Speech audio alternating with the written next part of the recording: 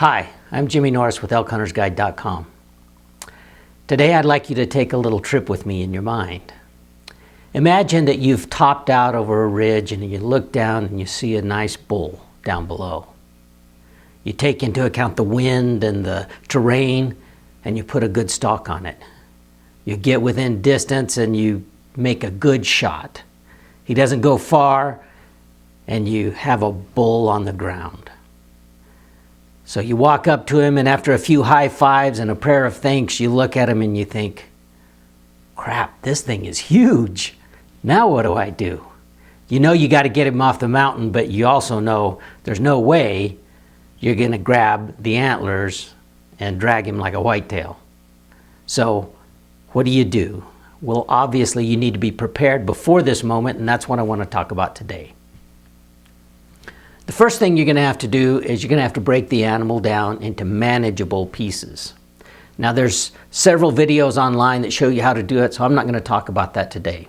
But the term manageable will depend very much on what mode of transportation you're going to use to get that meat off of the mountain. And the urgency that you have in this very much depends on the temperatures. If it's in the mid 40s or below, it's fine. Your meat's going to be good. But if it's warmer than that, you really need to get that meat off the mountain as quickly as you can to get it on ice and get it cooled. The first option you might consider for packing out your elk is a pack animal. And that's a great option, especially if you're hunting in the backcountry wilderness.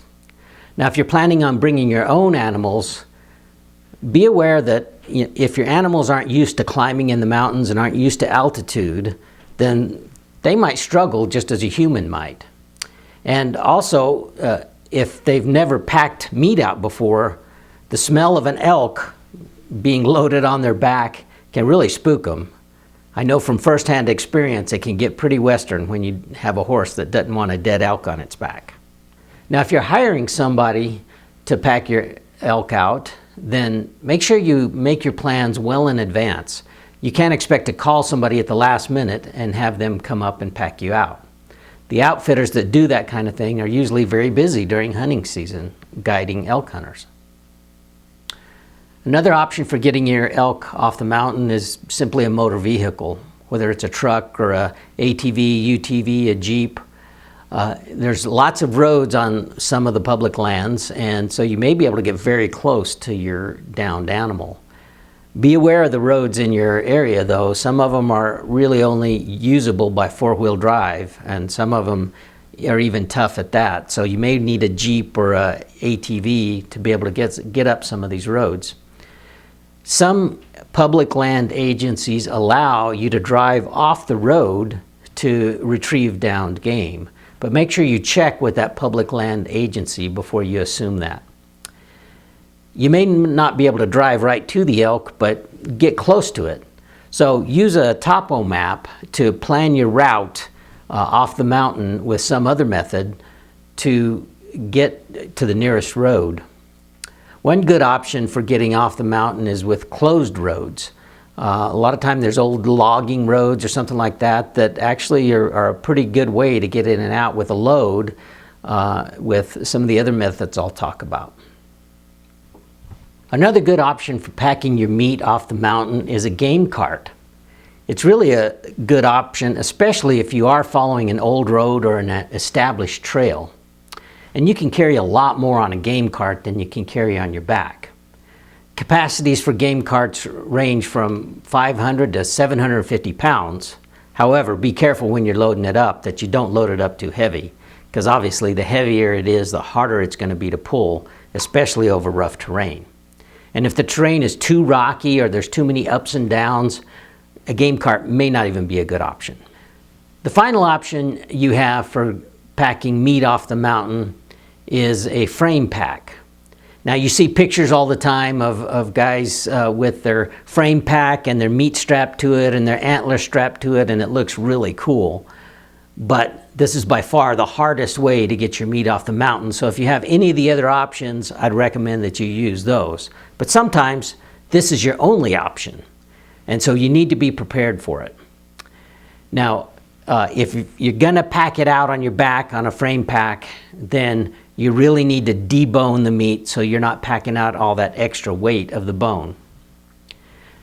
When it comes to frame packs, there's basically two types these days. One of them is a combination frame pack and day pack.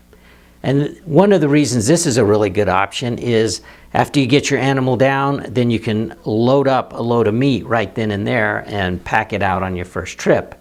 If you're just carrying a day pack, then you really can't carry much meat with you, and that's probably one extra trip you're going to have to make. The downside of this type of pack is they're typically smaller than your frame pack that's designed specifically for carrying meat out. So you can't carry as much on that. If they are as big as a standard frame pack, then they're going to be bulky and may not be very good for day-to-day hunting. So the other option is a frame pack that's designed specifically for packing out meat. They typically have a shelf at the bottom and a bag and a way to strap it really tight to the frame. Those really work the best when it comes to packing out your meat. Now you may be hesitant to go buy a pack that's the only time you're going to use it is packing meat off the mountain. So another option is to use a backpacking backpack. You can pick one of those up that's used for pretty cheap, and they're going to work pretty well as long as you get that meat tied tightly to that frame. The reality is the best option to get your elk off the mountain may be a combination of these options. You may need to pack it on your back to a trail.